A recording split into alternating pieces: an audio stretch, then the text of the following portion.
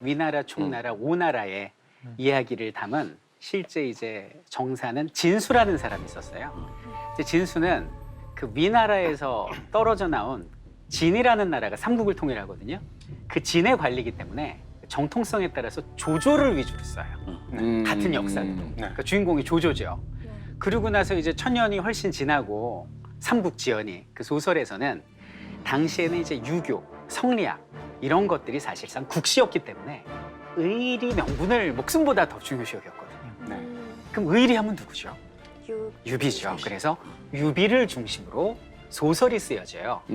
그래서 그 소설이 각색되고 번안되고 하면서 오늘날 우리가 삼국지라고 보는 것이고요. 삼국지의 배경은요. 시황제가 죽고 나서 중국이 둘로 쪼개지게 됩니다. 초나라 한나라가 이긴 거예요. 그러니까 우리가 알고는 사면초가가 거기서 나온 거죠. 그리고 이제 한나라가 이겼어요. 그래서 400년을 갑니다. 한나라가. 그런데 한나라가 이제 망조를 보이기 시작합니다. 당시 황제들이 너무 어렸어요.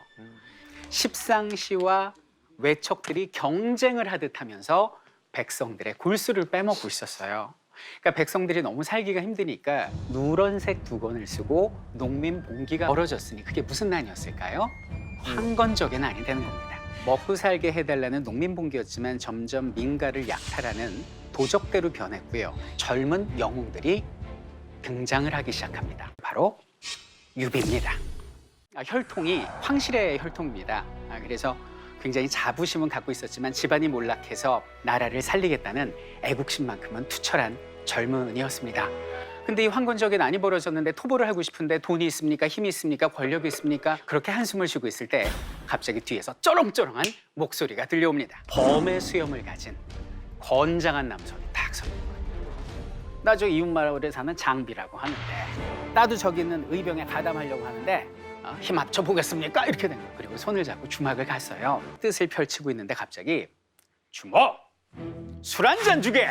그러면서 천지가 진동하는 소리가 들리는 거예요. 돌아봤더니 수염이 배꼽까지 길게 자라난 키 2m 정도 되는 거구가 걸어 들어오는 거예요. 내가 이 술을 마시고 저 황건적 놈들 때려잡을 의병에 지원하기 위해 왔소! 이렇게 해요.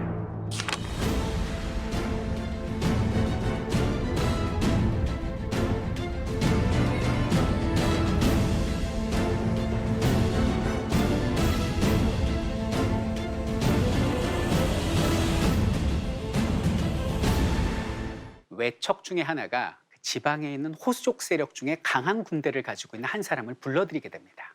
그 사람의 이름이 동탁이에요. 십상시와 외척은 서로가 서로를 죽여서 사실상 끝장나게 되고요.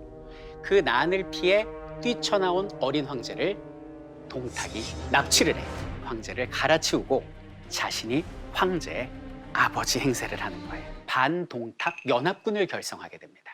그래갖고 동탁 군대하고 한판 붙는데 동탁 옆에 최고의 보디가드가 있거든요.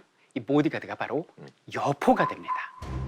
이 여포는 삼국지에 나오는 모든 무장 중에 싸움을 제일 잘해. 왕윤이 국무총리급 정도 되는데 애국심이 강해요.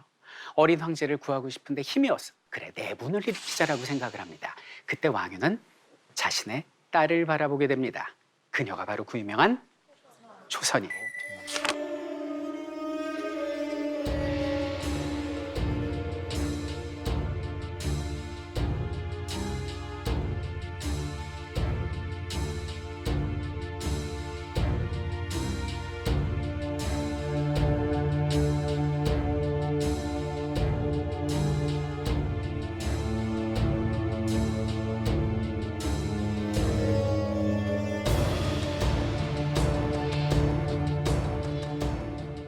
결국 여포와 동탁 사이는 멀어지고 여포가 동탁을 한 방에 죽음으로써 동탁은 끝나게 됩니다.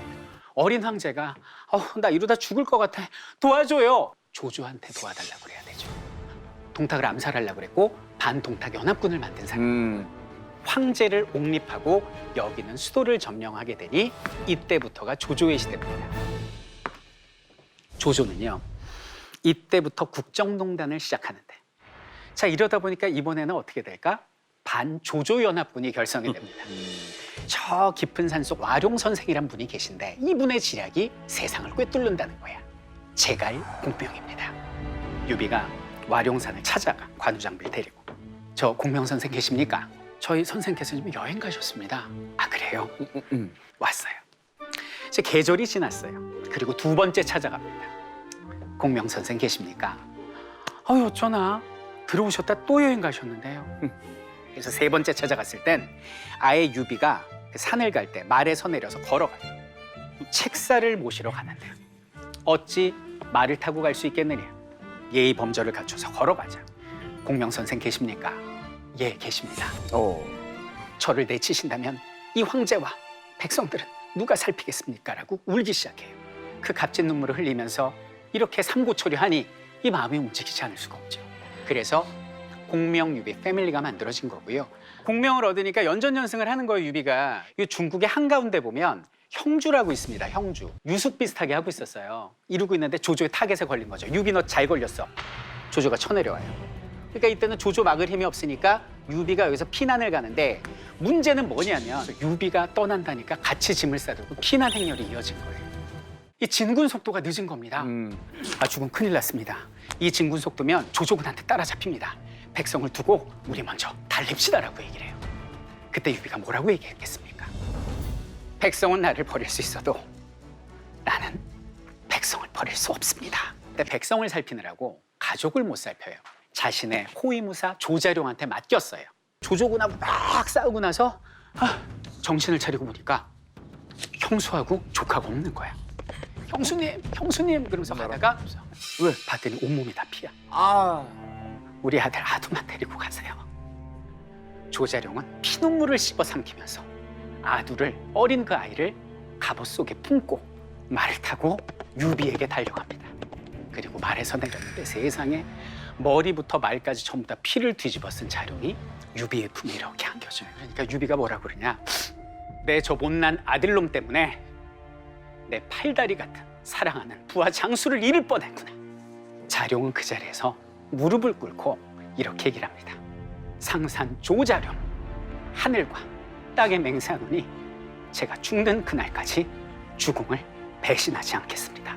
라고 얘기하고 유비도 함께 무릎을 꿇고 자룡과 울기 시작해요. 공명은 이래서 유비 하는구나.